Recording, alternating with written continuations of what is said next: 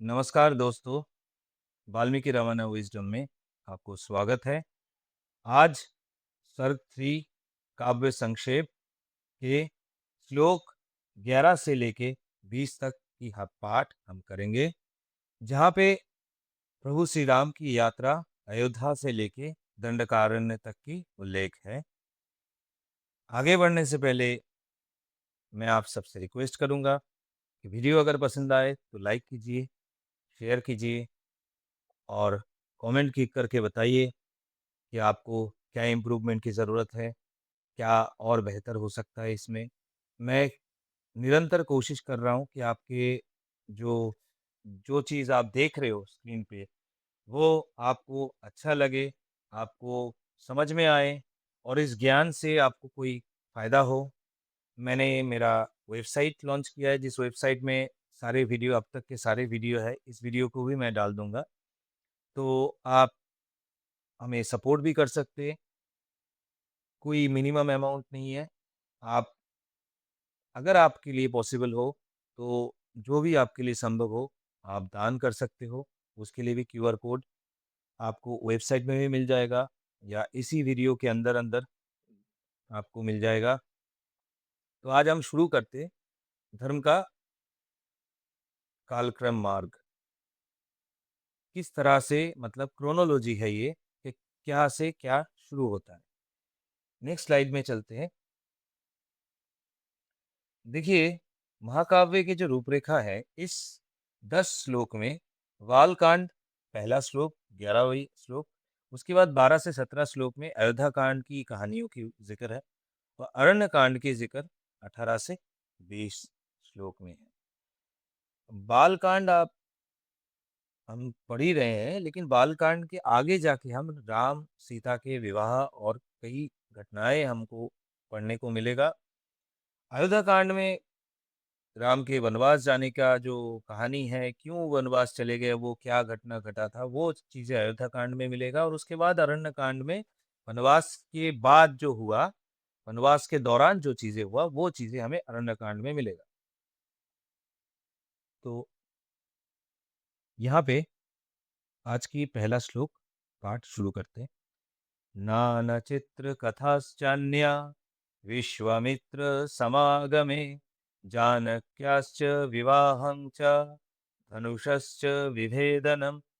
यहाँ पे विश्वामित्र के जो समागम है, उसके लिए नाना चित्रकथा और अन्य जो चीज़ें हैं, वो उसकी बात हो रहा है। एक चीज़ आपको समझना होगा कि नाना तो मतलब यहाँ पे नाना शब्द के अर्थ बहुत सारे हैं, वैरायटी है या वेरियस है या कई सारे हैं। तो चित्रकथा क्यों है? कथा जो होता है, जो कहानियाँ होते हैं, हम सुनते हैं, सिर्फ़ कहानी सुनने से हमें मज़ा नहीं आता है, हम कहानी को कल्पना करते हैं, हम कहानी को देखना चाहते हैं। अगर हमारे जीवन में कोई ऐसा घटना हमने प्रत्यक्ष किया है या परोक्ष रूप से किसी से सुना है, तो हम उस चीज़ को उसको अपने कल्पना में ढाल के उसके साथ जो नए चीज़ें हम सुनते हैं, उसको हम समझने की कोशिश करते हैं। जैसे आप कोई हिंदी मूवी देखते हो बॉलीवुड का, कभी-कभी मूवी देखते हो लोग हँसते हैं, बहुत कॉमेडी मूवी कहते हो आप उसको। कोई मूवी आपको बहुत इमोशनल कर देता है, आप रो पड़ते हो, तो आप कहते हो कि ये बड़े इमोशनल मूवी है। तो ये आपको क्यों एक मूवी देख के जो आपको पता है कि ये सच नहीं है, ये एक एक्टिंग है, सभी लोग किरदार यहाँ एक्टिंग ही कर रहे हैं, फिर भी वो मूवी देख के आप लोग रो रहे हो या हँस रहे हो, ऐसा क्यों हो रहा है? क्योंकि आपके जो जीवन के जो कहानी है, आपके जीवन की जो कहानी है और उस कहानी में जो-जो घटनाएँ आपने प्रत्यक्ष किया या किसी से सुना या किसी चीज़ को आपको लगा कि ऐसा घटना घट रहा है, वो सब चीज़ें जो आपकी मेमोरी में, जो आपकी स्मृति में है, वही चीज़ को जब आप उस मूवी में उसके रिलेटेड कुछ चीज़ें देखते हो, उससे जिस तुलना आप कर सकते हो, तो आपको ये कथा आपको दिख जाता है कल्पना के सहारे और जो दिख जाता है उसे आप चित्रकथा कहते हो। तो जो कहानी आपके मन में ऐसा हो जाए कि आपके मन में उस चीज़ को आप देख पाओ, आपको समझ पाओ और बेहतर तरीके से, जबकि ऐसा कुछ नहीं है कि आपको कुछ दिखाई दे रहा है। ये बस आपकी कल्पना है, कुछ स्मृति है, लेकिन इन चीज़ों के सहारे ही आप इतनी चीज़ों को समझ पाते हो रामायण भी ऐसी एक कहानी है जिसके मेन किरदार जो है प्रभु श्री राम है और वही आपको उसके सहारे ऋषि वाल्मीकि पूरी वेद की जो ज्ञान उनके है वो ज्ञान को वो बांट रहे थे। तो इसीलिए उन्होंने नाना चित्र कथाश्चान्य ये बोला। और विश्वामित्र की बात ऐसा है कि आगे चल के हम देखेंगे जब राम के 16 साल उम्र होते हैं, उन्होंने उनका गुरुकुल का पाठ समाप्त हुआ, राजा दशरथ के सभा में आके बैठे। युवराज वही बनेंगे, आगे चल के राजा भी उनको ही बनना है, तो उनकी एक तैयारी ज़रूरी है, ट्रेनिंग ज़रूरी है, तो सभा कैसे चलता है, अब वो उसको सिखाने के लिए वहाँ बैठाया होगा। तो विश्वामित्र आते हैं, वो पहले विश्वामित्र पहले आपको पता है कि पहले राजा थे, फिर वो वशिष्ठ से 2 बार लड़ाई की, हार गए 2 बारी, फिर वो ऋषि बनने की कोशिश किए, उनको वशिष्ठ जैसा ब्रह्मर्षि बनना था, लेकिन वो महर्षि बन पाए, 3 बार साधना की उन्होंने, तो उसमें वो महर्षि बन पाए। पहली बार राजर्षि, फिर ऋषि और फिर महर्षि बन पाए, लेकिन वो ब्रह्मर्षि कभी नहीं बन पाए, ये भी बात है। तो वो विश्वामित्र इधर आए राजा दशरथ की सभा में, बोला राम को दे दो। बोला क्यों, इसको लेके जाएंगे, वन में बहुत सारे दुष्ट लोग उत्पात कर रहे हैं, राक्षस बहुत है, उत्पात करते हैं, उनको नाश करने के लिए राम की जरूरत है, क्योंकि हम लोग साधु लोग तो हम तो नहीं लड़ सकते, राम लड़ सकता है। तो राम का उम्र तो 16 साल है, अब दशरथ कह रहे हैं कि इसको कैसे जाने दे, ये तो मतलब बच्चा है। बोला बच्चा, इसको मेरे को आप मना कर रहे हो? तो जो भी उनके बीच में बातचीत हुआ, फिर दशरथ ने राम को जाने दिया। राम वन में जाके सारे राक्षसों को मार डाला, सिवाय एक व्यक्ति के, जो है मारीच। मारीच वहां से भाग के निकल जाता है। तो अब ये बात है। तो फिर उसके बाद विश्वामित्र इनको ले जाते मिथिला में जनक राजा के पास। जनक राजा के उधर शरधनु, वो जो हरधनु था, वो जो धनुष था बड़ा, तो उस धनुष को उन्होंने विभेद किया, उनको बीच में से उसको 2 टुकड़ों में बँट गया वो, राम के हाथ से। उनकी जो उन्होंने जो कोशिश किया उससे, कोई उसको उठा नहीं पा रहा था। वो भी नहीं उठा पाए, लेकिन वो उसको 2 टुकड़ों में बाँट दिए। तो 2 वो शायद वो खुल गया होगा कि धनुष, ये वो धनुष की वर्णना जो है वो आम धनुष नहीं है। वो कोई ऐसा धनुष था जिसको 8 जो है चक्का वाले गाड़ी में उनको लेके आया गया। मतलब एक वाहन था जिसमें 8 चक्का था, उसको इतना बड़ा धनुष है। तो ये समझ सकते हो कि इस तरह इतनी बड़ी धनुष जो है, कोई इंसान उसको चलाए, तो उसके लिए उसके हाथ भी लंबे होना चाहिए, राम के हाथ तो लंबे है ही, और उसकी पारदर्शिता भी चाहिए। तो जो भी है, वो कुछ अलग टाइप के धनुष होगा, तो उसकी विभेद उन्होंने किया, तो इसलिए जानकी से उनका विवाह हुआ। और राम के साथ जानकी यानी माता सीता की विवाह होते हैं वहाँ पे, और साथ में लक्ष्मण के भी अ, उर्मिला के साथ, भरत के मांडवी के साथ और शत्रुघ्न के श्रुतकीर्ति के साथ शादी उसी जगह पे होता है। ये हम बालकांड के अंत में हमें ये मिलेगा। उसके बाद अयोध्या कांड शुरू हो जाता है। तो ये कहानियाँ जो है, आप जैसे एक लर्निंग ऑब्जेक्टिव होता है। जब भी आप कभी कोई कोर्स करते हो, ऑनलाइन कोर्स करते हो, वहाँ देखना लर्निंग ऑब्जेक्टिव होगा। कोई अच्छे किताब, टेक्स्ट बुक वगैरह में भी लर्निंग ऑब्जेक्टिव होता है कि इस चैप्टर को पढ़ के आपको क्या मिलेगा। इस तरह से जो वाल्मीकि रामायण है, उसमें ऋषि वाल्मीकि बारीकी से ये समझाने की कोशिश कर रहे हैं कि इसमें राम के बारे में, और वो समझने के लिए किसी को पहले उसकी प्रसंग पता होना चाहिए। इसलिए पहले नारद वाक्य में आपको एक छोटी-सी कहानी पता चला, रामायण की जो सार है। फिर इसके बाद ब्रह्मागमनम आता है, फिर काव्य संक्षेप, ये जो तृतीय सर्ग है। और इस सर्ग में महर्षि वाल्मीकि ये कहना चाह रहे हैं कि क्या-क्या चीज़ें, किस तरह से कहानी का फ्लो है और कैसे-कैसे कहानी आगे आएगा, क्या-क्या सैलिएंट पॉइंट्स होगा, तो ये चीज़ें आपको मिलता है। तो अगले श्लोक पढ़ते हैं। राम राम विवादं च गुणान् दाशरथेस्तथा तदाभिषेकं रामस्य कैकेय्या दुष्टभावताम्। तो राम राम विवाद की भी कहानी है, राम और परशुराम की विवाद जो है उसकी कहानी है। फिर गुणान दशरथेस्तथा, दाशरथ मतलब राम की बात हो रहा है। दशरथ की जो बेटा है उसको दाशरथी कहा जाता है। अब दाशरथी जो है वो 4 है, लेकिन यहाँ पे हम राम की बात कर रहे हैं। राम राम विवाद तो हमें तो समझ में ही आ रहा है कि ये राम है। तो ये बात है, और इसीलिए यहाँ पे राम की बात हो रहा है। दाशरथी मतलब यहाँ पे राम की बात हो रहा है।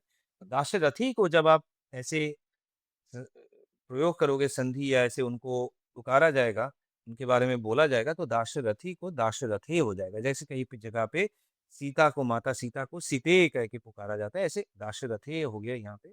और तदाभिषेकं उस उनका जो अभिषेक होना था युवराज्य में, युवराज बनने वाले थे ताकि युवराज मतलब क्राउन प्रिंस, तो वो बनने वाले थे, तो इसलिए उसके लिए राम का तैयारी चल रहा था। दशरथ बहुत खुश थे।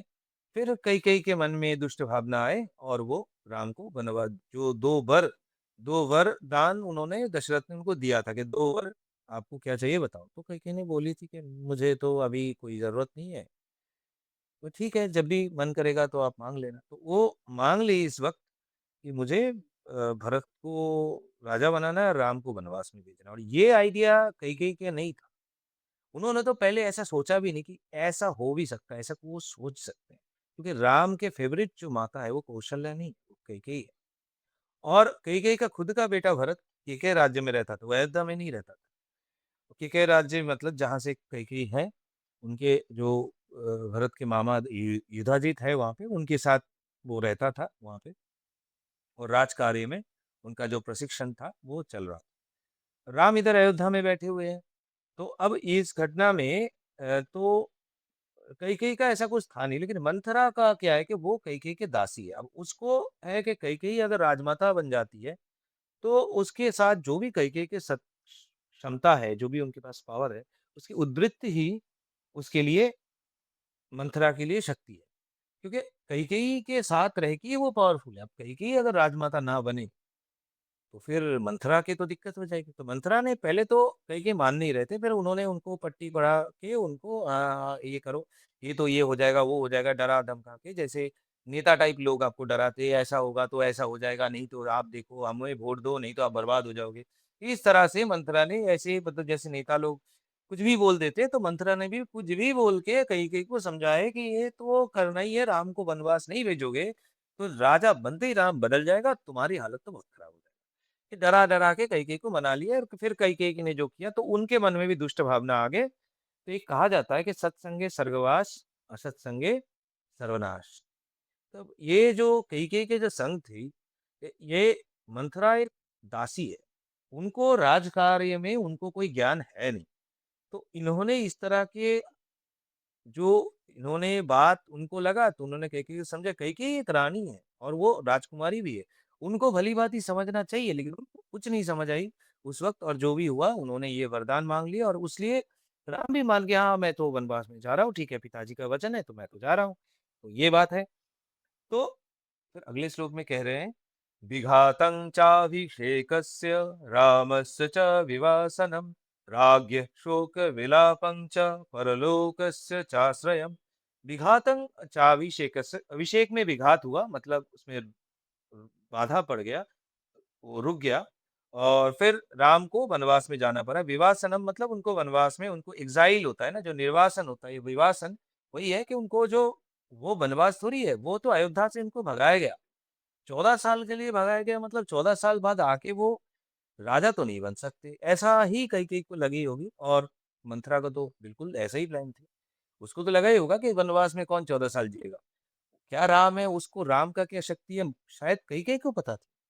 शायद क्या कैकेयी को पता थी, लेकिन मंथरा तो इतना उसकी वो वो इतना मूर्ख है कि जैसे कि एक मूर्ख को आप दोस्त बनाओगे, तो वो ना कि सिर्फ अपने लिए मुसीबत, आपके लिए भी मुसीबत और कई लोगों के लिए मुसीबत लेके आएँगे। ऐसे ही मंथरा ने ऐसी हरकतें की। राग्य शोक विलाप, क्या हुआ इससे? इससे ये हुआ कि राजा जो है, राज्ञ मतलब राजा दशरथ शोक विलाप करने लग गए, और करते-करते वो चल बसे। परलोकस्य चाश्रयम्, परलोक चले गए, मतलब उनके देहांत हो गए। अब कैकेयी का अच्छे दिन चल रहे थे। मंथरा की बात सुन के उन्होंने राम, जो उनके जिनके साथ उनका बहुत ही अच्छा संबंध था, और उस जिसको वो अपने बेटे से बढ़कर मानते थे, भरत से बढ़कर मानते थे, उस राम को वनवास में भेज दिए। और फिर आगे चल के ऐसा हुआ कि दशरथ की मृत्यु हो जाते हैं, और भरत आके उनको पता चलता है कि ये सब घटना हुआ है, सभी भरत को विलेन मान रहे हैं। तो भरत तो बहुत दुखी हो गया, कई-कई को उन्होंने बहुत गाली-गलौज किया। गाली-गलौज क्या है कि देखो, अश्लील वाक्य नहीं किया, कहा, लेकिन जो हम जब जाएँगे उस बात पे, एक बहुत लंबा-चौड़ा बातें किया, और जो बातें उन्होंने किया, वो बस आप अश्लील शब्द प्रयोग नहीं कर रहे हो, लेकिन जो बोला जा रहा है उसकी मीनिंग जो है वो बहुत ही घटिया है। और कोई अपने माँ को ऐसे बोल नहीं सकते आमतौर पे, लेकिन इस तरह की हरकतें जब किया जाए, जिससे पूरी राज्य को संशय में डाल दिया जाए और उसकी भरत कैकेयी राज्य में खुश था। उसको अपना रोल है। यहाँ पे ऐसे नहीं कि राजा सभी बनेंगे, लेकिन एक राजा है, बाकियों का भी काम होगा। अब इस वजह से जिस तरह से भरत प्रिपेयर्ड थे, तैयार थे कि आगे फ्यूचर के लिए उनको राजा बना के ये चीज़ को कन्फ्यूज़ कर दिया गया और पूरी प्रजाकुल जो है वो राम को राजा मानने को तैयार है। भरत को तो वो देखे ही नहीं है ठीक से, भरत तो रहता ही नहीं है। तब जो व्यक्ति उस राज्य में रहता ही नहीं है, उसको राजा बनाना ये तो ठीक बात नहीं है। तो भरत को तो बहुत दिक्कत हुआ इस बात के लिए। उनको सभी संदेह के रूप में देख रहे थे और उनको पहले अयोध्या के समझ ही नहीं आया। तो ये सब घटनाएँ घटा और दशरथ भी चल बसे तो इसलिए कैकेयी विधवा हो गई। तो जो ये चीज़ें खराब हुआ, ये सिर्फ़ ये अविमृश्यकारिता है, ये बिना सोचे-समझे काम किया गया है, इसी वजह से ऐसा हुआ। प्रकृतीनां विषादं च प्रकृतीनां विसर्जनं निषादाधिपसंवादं सूतप अवर्तनं तथा। अब यहाँ पे प्रकृति नांग विषादं बोला है। प्रकृति है प्रजाकुल। जो अयोध्या के प्रजाकुल है वो विषाद में चले गए। वो बिल्कुल खुश थे कि राम राजा बनने वाला है तो उसके लिए तैयारी हो रही है। अभी इसको युवराज बनाया जाएगा। दशरथ के जाने के बाद राम ही राजा बनेगा।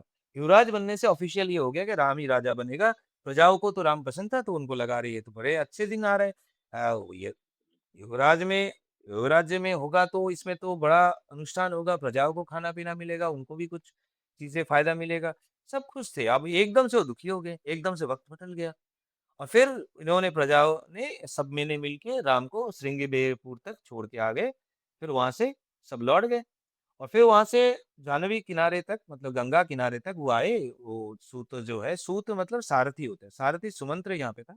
उनके रथ में आके वो गंगा कूल तक प्रभु श्री राम आए, लक्ष्मण आए, प्रभु लक्ष्मण और उनके साथ माता सीता आए और फिर सुमंत्र को बोला कि आप उपावर्तनं मतलब उनको बोला कि अभय आप लौट जाओ अयोध्या। और यहाँ गुह से उनको मिलते हैं निषादाधीप मतलब निषादाधिपति। जो निषाद के राज है वो गुहा राजा जो है वो गुह आते हैं। निषाद मतलब व्याध जो बेसिकली शिकार करके खाते हैं। जंगल में शिकार करके जो लोग खाते हैं उनके जो कबीला था वहां पे गंगा के दक्षिण के तट पे उस जगह पे ये लोग उसके जो राजा था गुह गुह के साथ उनका राम का बातचीत वार्तालाप होता है तो गुह उनको उस तरफ जाने के लिए बोलते हैं। और ये घटना इतनी बड़ी घटना है गुह को सबको पता लग गया था तो गुह को ही पता लग गया तो फिर इसके बाद राम जो है तैर के गंगा पार करते हैं। अगले श्लोक में हम आते हैं। गंगायाश्चापि संतारं भरद्वाजस्य दर्शनम् भरद्वाजाभ्यनुज्ञानात् चित्रकूटस्य दर्शनम्। तो अब यहाँ पे गंगायाश्चापि संतारं गंगा को तैर के वो पार कर गए, भरद्वाज के दर्शन करने के लिए चले गए।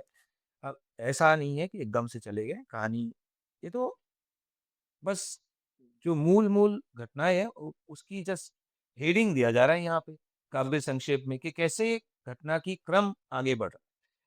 हालाँकि निषाद के पास वो रुकते रात को, फिर अगले दिन फिर वो चलते, फिर भरद्वाज के आश्रम में पहुँचते, भरद्वाज को पूछते कहाँ जाके मैं तपस्या करूँ? उन्होंने बोला वो चित्रकूट में ऋषि वाल्मीकि है, वो वहाँ तपस्या करते हैं, उनको सिवा वहाँ कोई है नहीं, आप वहाँ शांति से तपस्या कर सकते हो। बोला अच्छा ठीक है।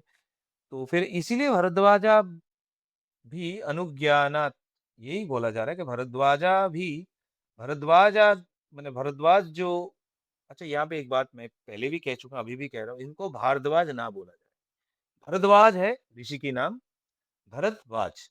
इनके जो शिष्य है उनको भारद्वाज बोला जाता है। ये संस्कृत जैसे मैंने आपको पहले कहा दशरथ की बेटा जो है दाशरथी है। ऐसे ही भरद्वाज के जो अ, शिष्य है, शिष्य संतान की तरह ही है, तो उनको भारद्वाज बोला जाता है। तो जो गोत्र होते हैं वो भारद्वाज होगा।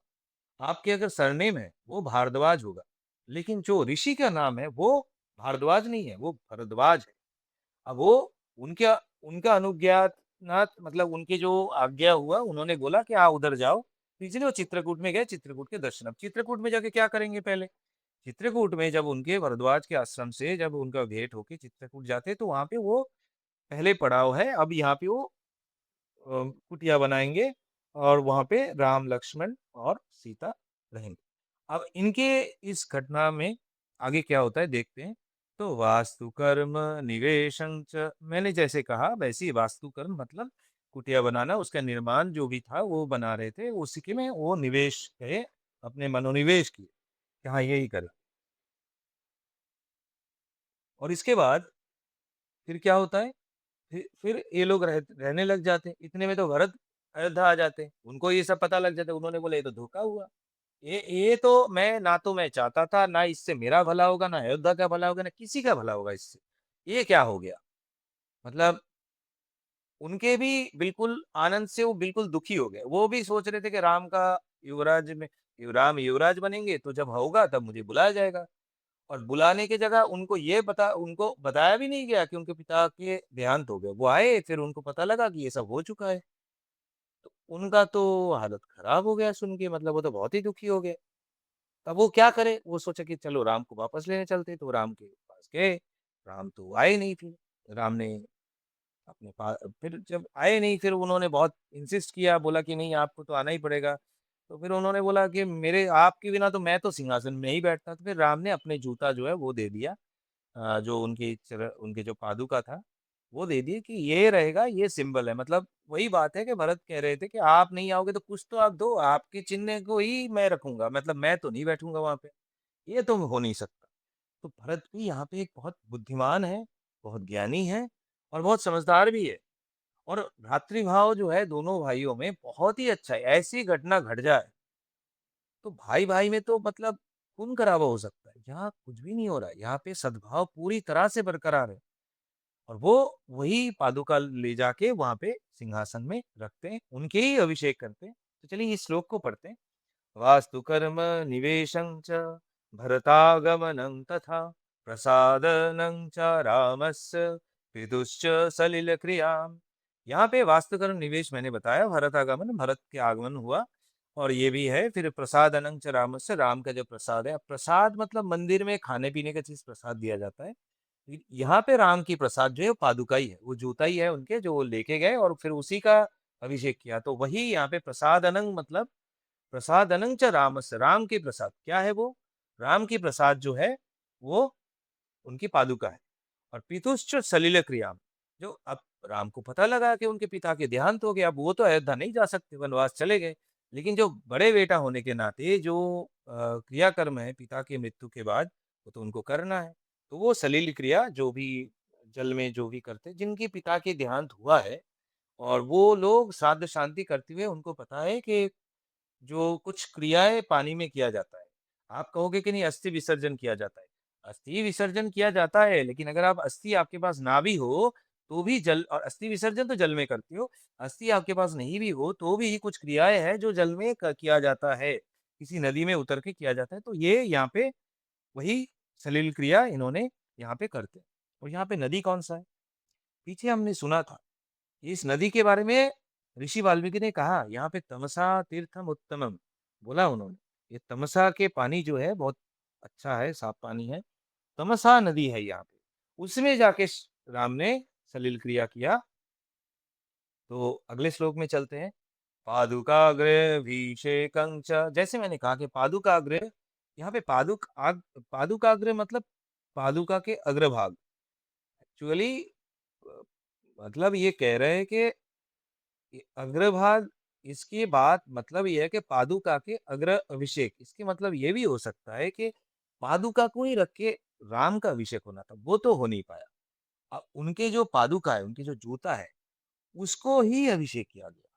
तो उनका जूता के अभिषेक होने से फिर राम का ही अभिषेक माना जाएगा। तो अग्र अभिषेक के मतलब ये भी हो सकता है कि राम से पहले उनके पादुका के अभिषेक हो गया और उसी से ही राम का अभिषेक होता है। तो पर उसके बाद भरत राज करते 14 साल राम के नाम पे। और फिर कहाँ ये राज करते? नंदीग्राम में। नंदीग्राम कहाँ है? वहाँ जहाँ इनके राजमहल था। अयोध्या तो एक बहुत बड़ी जगह था, उसके अंदर एक राजमहल जहाँ पे था, वहाँ पे दशरथ, सारे रानी, सारे राजा दशरथ और सभी लोग जहाँ रहते थे, इनकी राजमहल, वो नंदीग्राम, उस जगह के नाम नंदीग्राम था। जैसे आप किसी भी शहर में रहते हो, उस शहर में भी शहर का तो एक नाम है, शहर के अलग-अलग मोहल्ले होते हैं, अलग-अलग जगह होते हैं। तो ऐसे ही यहाँ पे जैसे आप दिल्ली जाते हो, दिल्ली में राजपथ में आप जाओ, वहाँ पे आपको बहुत सारे बिल्डिंग्स मिलेंगे। तो सरकारी आवासन है, एमपी रहते हैं, बड़े-बड़े लोग रहते हैं दिल्ली में उस राजपथ में। अब उ उस जो है मार्ग जो है ऐसे जगह होता है, तो ऐसे वहाँ पे राजमहल था नंदीग्राम, उस जगह पे वहीं पे फिर भरत रह के चीर धारण करके राज्य चलाते रहे। और फिर अ, यहाँ पे क्या होता है आगे पढ़ते हैं फिर से पढ़ते हैं इस श्लोक को।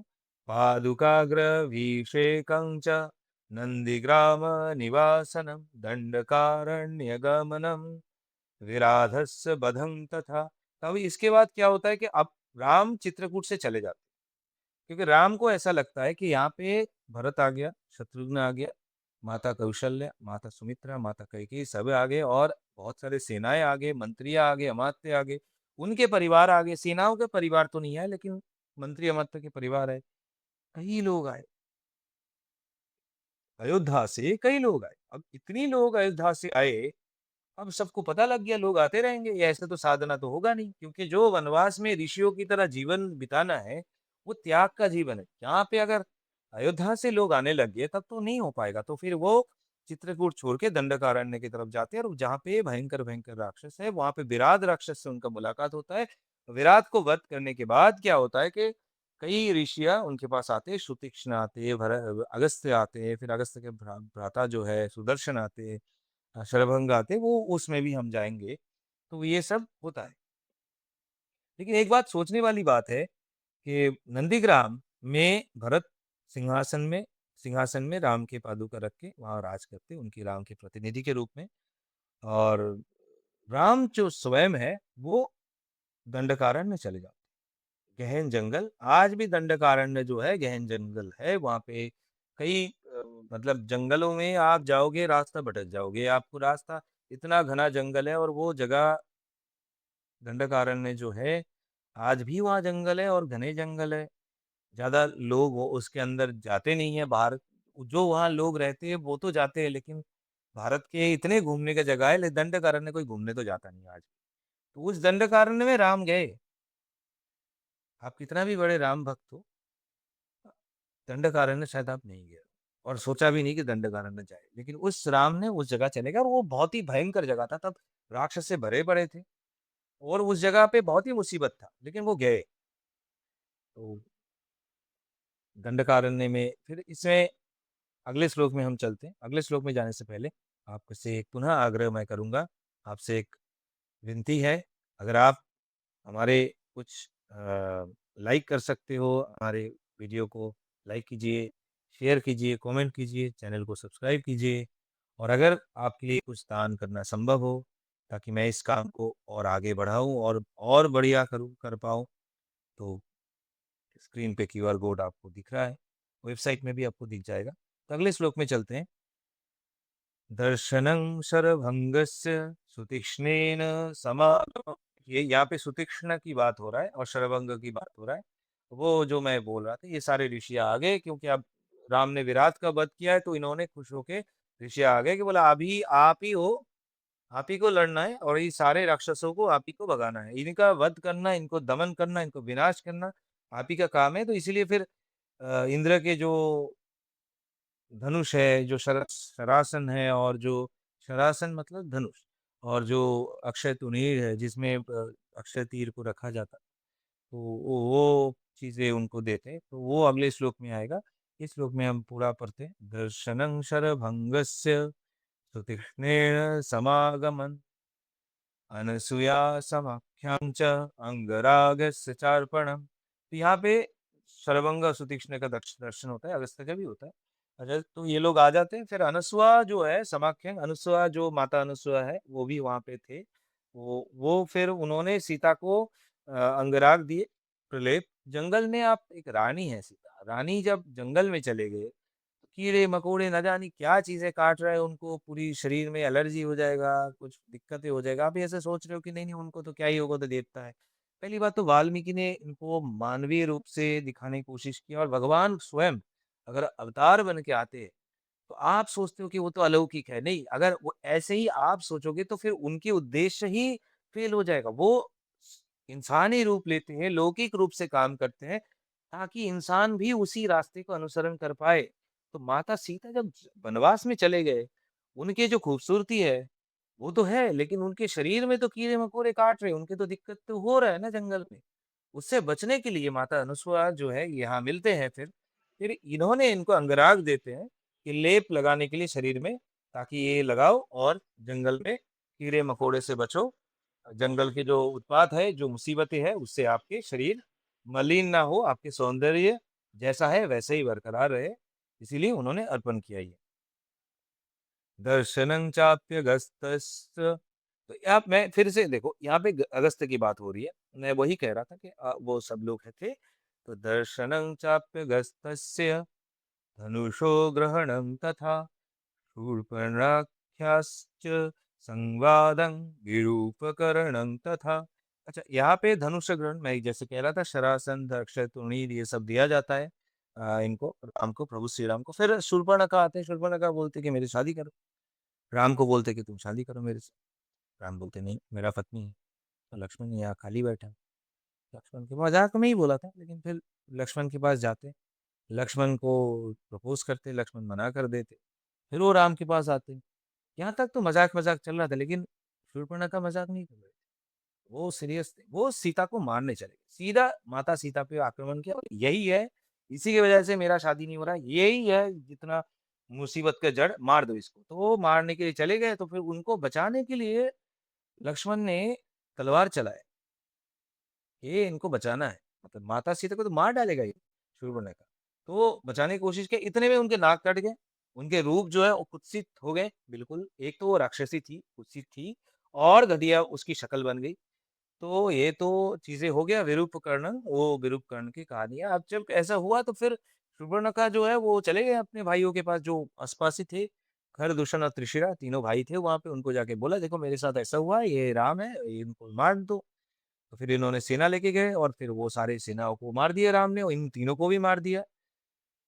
तो ये श्लोक में यही आएगा, वधंखर त्रिशिरसोरुत्थानं रावणस्य च मारीचस्य वधं चैव वैदेहाहरणं तथा।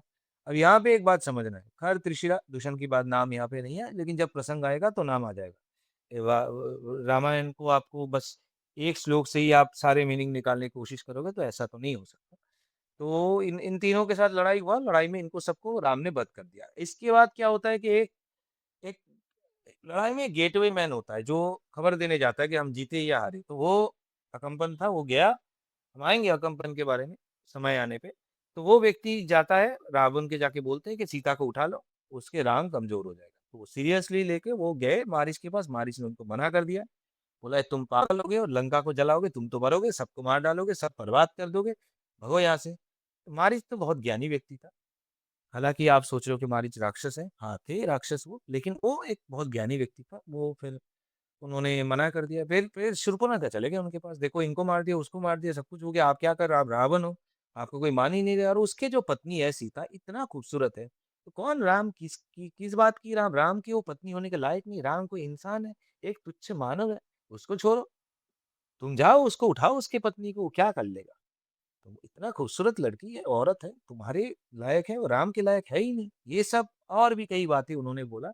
जब प्रसंग आएगा, जब इस जगह पे हम पहुंचेंगे अरण्य कांड में, हम ये भी पढ़ेंगे। तो मैं आप लोगों को यही बताना चाह रहा था कि अब मैं ये मान के चल रहा हूँ, मैं आप लोगों के साथ ही रामायण पाठ कर रहा हूँ। हालांकि मैं पढ़ चुका हूँ पहले ही, तो मैं कई बार पढ़ा हूँ, लेकिन फिर भी। तो यहाँ पे जो मारीच की जो कहानी है मजेदार है। शूर्पणखा जब जाके रावण को दोबारा बोलते, रावण फिर मारीच के पास आते हैं, मारीच को बोलते कि आप जो है सीता को अपहरण करना है। मारीच बोलते तुम्हारा दिमाग खराब हो गया, फिर से रावण ने तब इनको धमकी दिया कि मैं राजा हूँ, तुम मेरे बात नहीं मानोगे। तो मारीच को समझ में आ गया कि अब अगर रावण की बात नहीं माना तो मारीच के तो उसकी तो मृत्युदंड होगा। तब रावण के हाथ में मरने से तो बेहतर यही है कि राम के हाथ में मर जाए। तो ये बात है। तो मारीच फिर चले जाते हैं और फिर मारीच की राम वध कर देते, और माता सीता की अपहरण हो जाता है। तो वही बोल रहे उत्थान रावण, जैसे इनका खरदूषण त्रिशिरा का वध हो जाता है, तो रावण की उत्थान होता है। और फिर मारीच के उस सहारे वो चले जाते हैं सीता को अपहरण करने, वैदेही जो माता सीता है अपहरण करने। तो मारीच का तो मृत्यु हो जाता है, लेकिन सीता की अपहरण संपूर्ण हो जाता है।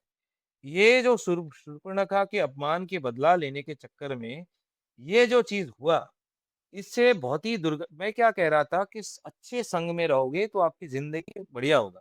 घटिया लोगों के साथ आप रहोगे तो आपकी ज़िंदगी बर्बाद हो जाएगी। क्या हुआ कि कैकेयी के बर्बादी के कारण मंथरा है, ऐसे रावण की बर्बादी के कारण ये शूर्पणखा है। ये बिल्कुल इस तरह के फालतू चीज़ें या फालतू हरकतें करने के कारण खर, दुष्यंत, त्रिशिरा तीनों का मृत्यु हुआ। उनके 14,000 सेना के हथ में वध हो गया। फिर रावण के वध हुआ, मारीच के वध हुआ, मारीच के वध हुआ, फिर रावण के और रावण के साथ-साथ रावण के भाइयों के, रावण के बेटा जो इंद्रजीत था उनका भी वध हो गया। लंका ही चला गया बिल्कुल। ये पूरा घटना जो घटा, ये शूर्पणखा की ये फालतू ज़िद के चक्कर में कि मेरे को राम से शादी करनी है। ये बड़े मुश्किल बात है, जो भी है। तो आज के एपिसोड यहाँ तक ही है।